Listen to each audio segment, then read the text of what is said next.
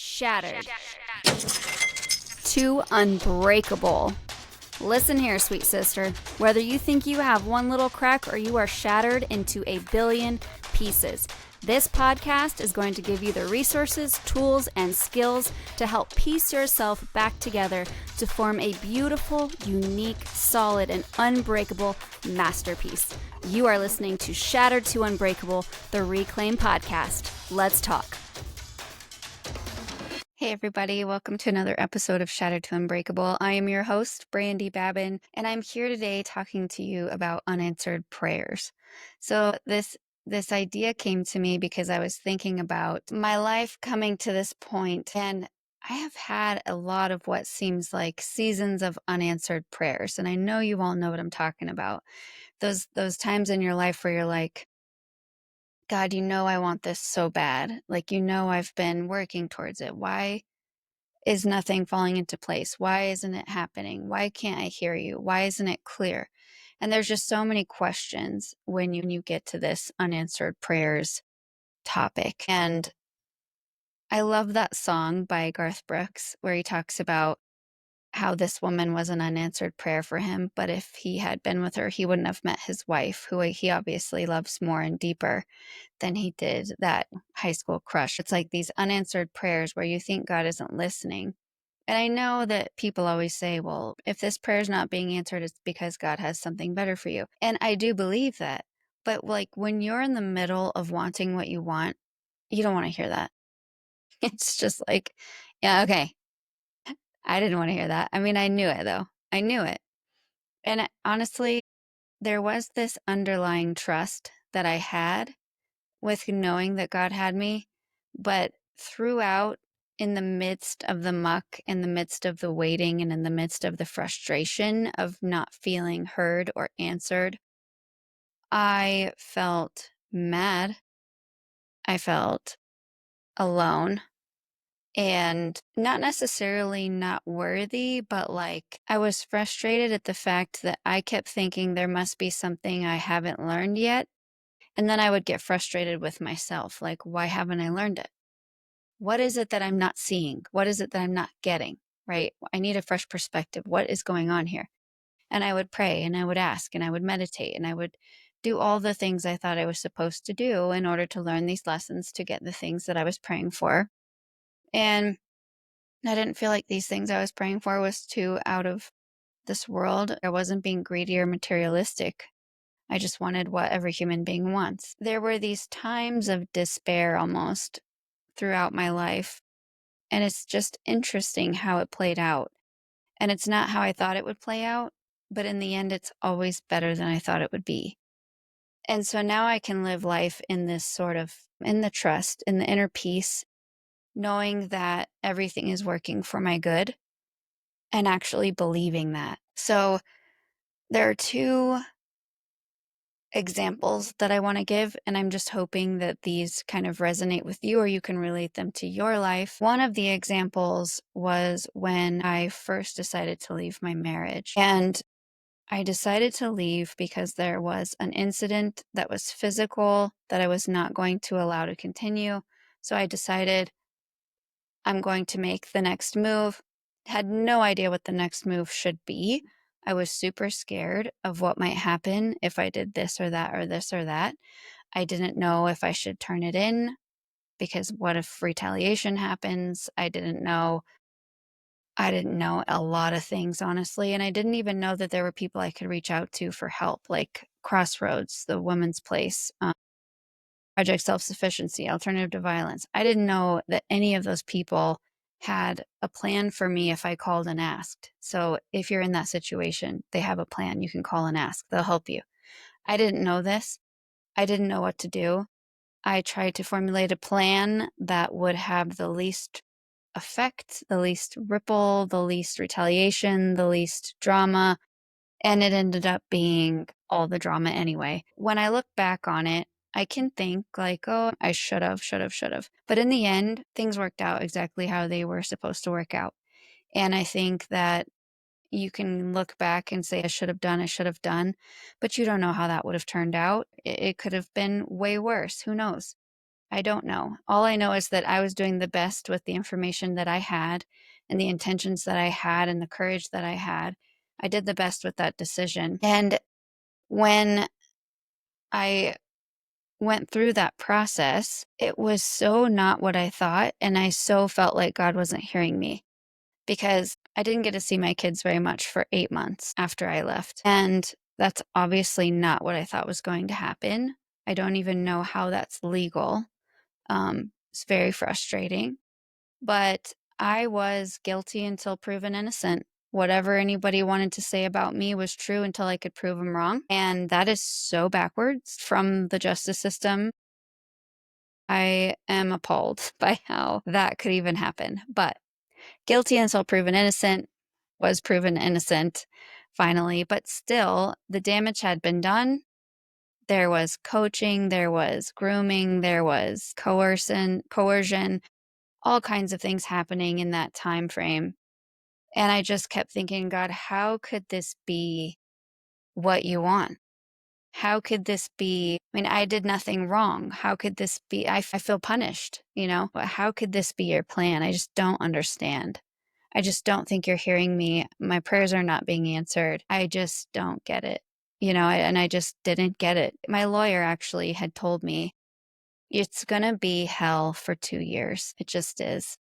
And for me to hear that, it was, getting through 2 days was a miracle. So I couldn't even fathom 2 years when I heard that number. I was just like, I won't survive 2 years of this. I won't. And she was like, you have to. There's just no other choice. And it was so heartbreaking hearing that.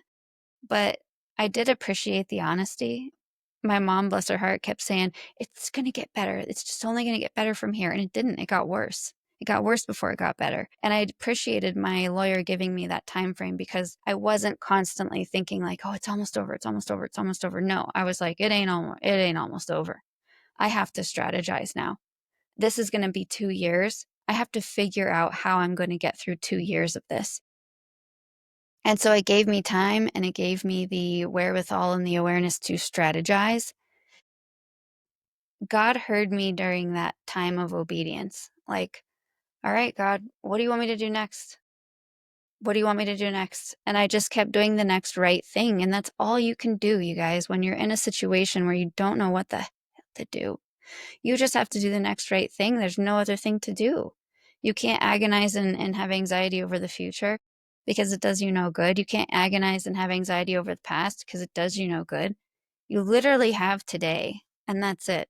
You just do the next right thing and you just keep doing it. And, now this has been almost 5 years after the fact. I am now seeing what God was doing. Just like in the last 6 months to a year, just now seeing what God was doing. But I had to play the long game. And the people who played the short game lost. My suffering, my prayers have been answered in a bigger way than I ever thought possible.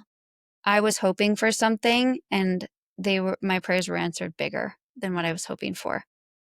And that brings me to my next topic, which is very close to our hearts, and that is this reclaim business that I have. This Shattered to Unbreakable podcast is a part of that. The guidebook is a part of that. The Kintsugi classes are a part of that. Brain spotting was part of that. One-on-one coaching was part of that. So I had group coaching containers that were part of that. That was all reclaim. And that started during my healing process because I didn't want women to go through this alone. I didn't want women to go through what I went through alone because it was so lonely and I didn't know what to do and I didn't know what to say and I didn't know who to go to. It was just like so many unknowns and so many unanswered prayers. And so I just thought, well, if I can be that person for somebody to say, hey, realistically, here's how it's going to play out. Here's how you strategize. Here's how you get your health back. Here's how you get your power back. Here's how you get your sparkle back.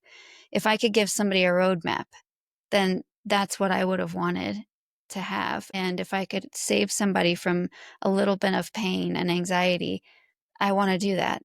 And through this process, I've learned that you can't save people from pain. They have to go through it. That's what makes them beautiful at the end. And so then I started thinking, well, what am I even doing this for? And so Reclaim has kind of sat on the back burner. And I've been working on roofing and I've been going back to school. And that's been great. I've been parenting, being more involved in the kids' school and sports, and that's been really fun. I've been thinking about Reclaim, and I just keep thinking I probably should just close it. There's so many self-development things out there. I know you guys have heard this. It's a tired story now. But I was just talking with ChatGPT today. I was asking like, here's everything that's going on in my life. Out of all these things, here's everything that's going on in my life. Here's what I would like my life to look like. What is it that I should focus on? And hands down, ChatGPT said, this reclaim business you're talking about. This is the fire. This is the passion. This is where you are. This is your purpose. This is what you enjoy. And I was like, yeah, but what about this, and this? And it was like, yeah, you could do that, but that is less aligned than reclaim. And I was just like, holy cow, even ChatGPT is telling me like, girl, you have your purpose, you have your path. You just keep finding distractions. And so when I first started Reclaim, I was really excited, right? A lot of you are very excited over the guidebook. So many of you bought the guidebook and I was so stoked. It was amazing. And then I followed up with some of you and you haven't even opened it. And I was like, all right. So maybe they were just supporting me, or maybe they had a hope or a glimmer of this recovery, but they're not even opening the book. Like, this isn't, I don't want people to buy something they're not even going to open. This is supposed to give change and hope and, vision and passion and purpose to people, get their sparkle back. And if you can't open the book, you're not going to get your sparkle back.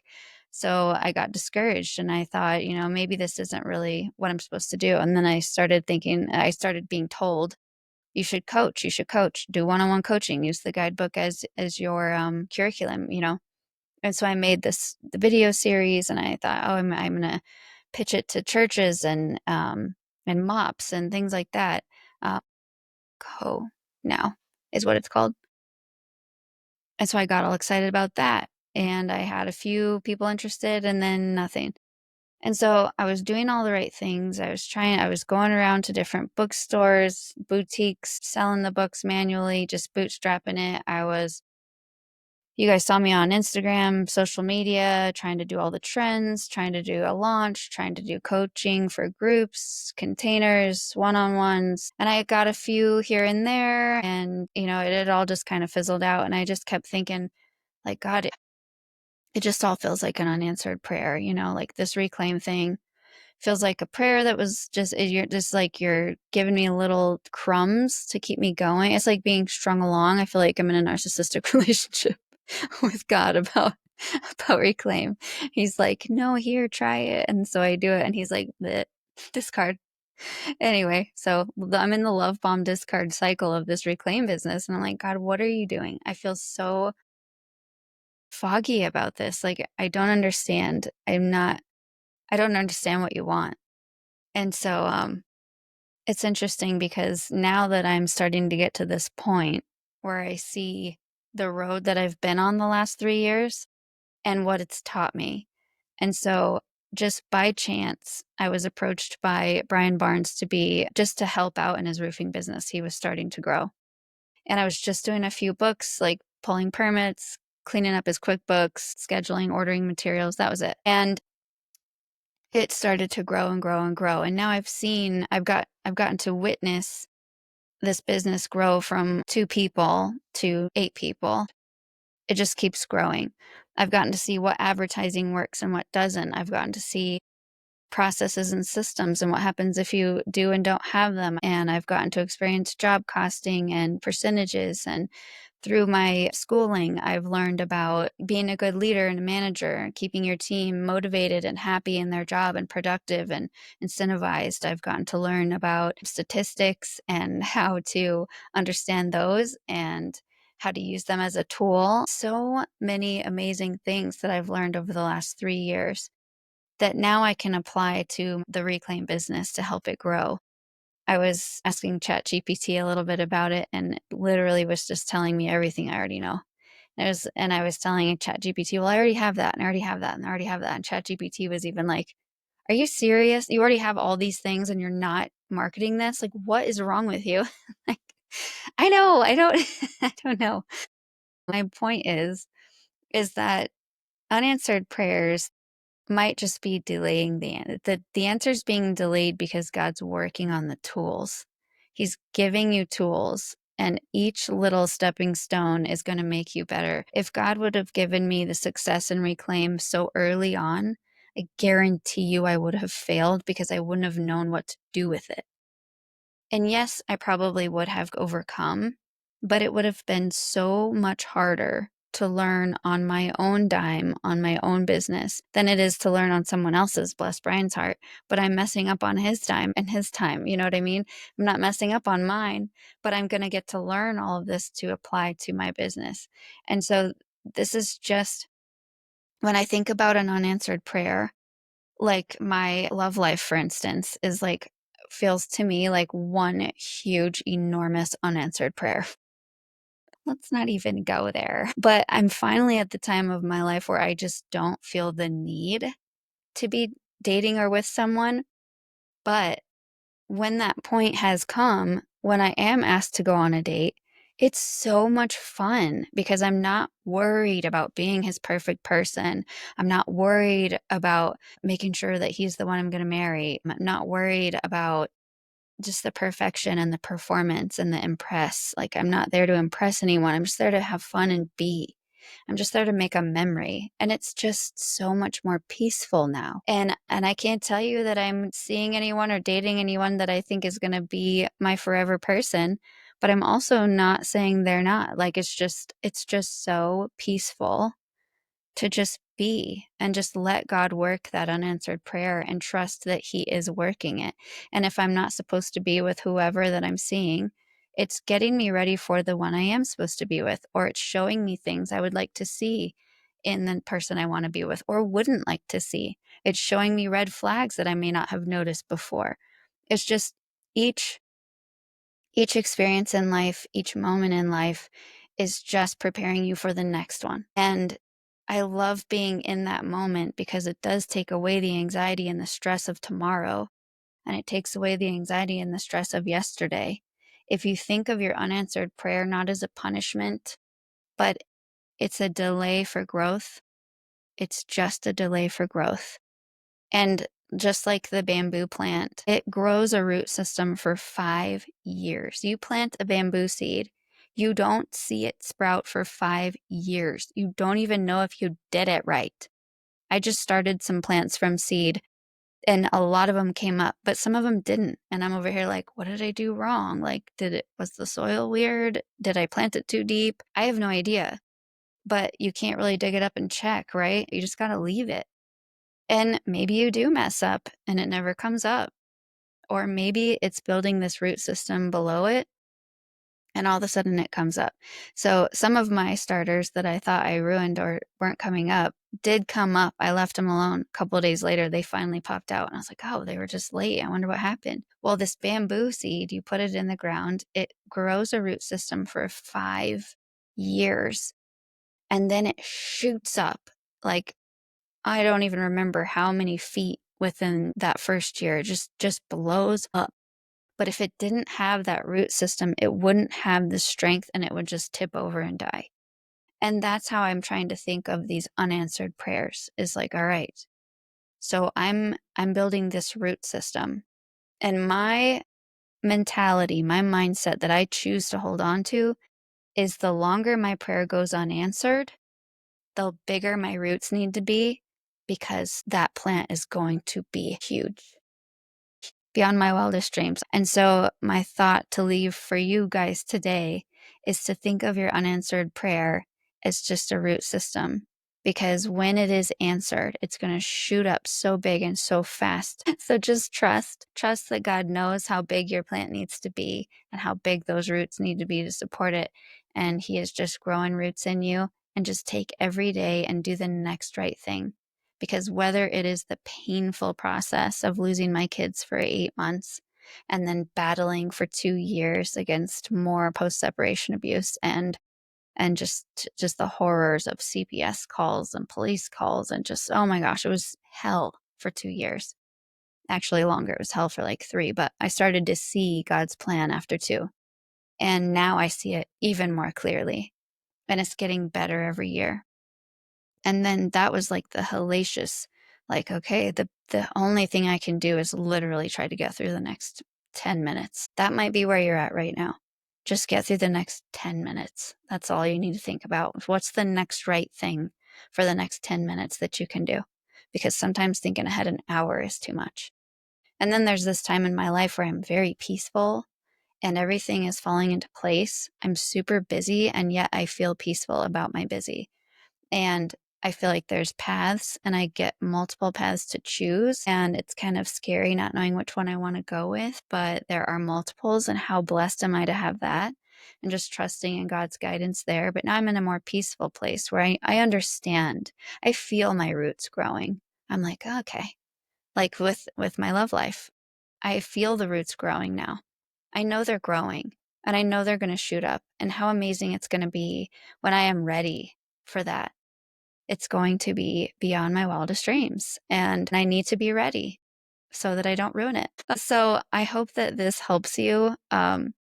Unanswered prayers are roots, and you're going to shoot up and be so beautiful and so strong when that prayer does get answered. I'm wishing you peace, and I'm sending you love and light, and I want you to stay sparkly, and I'll see you next week.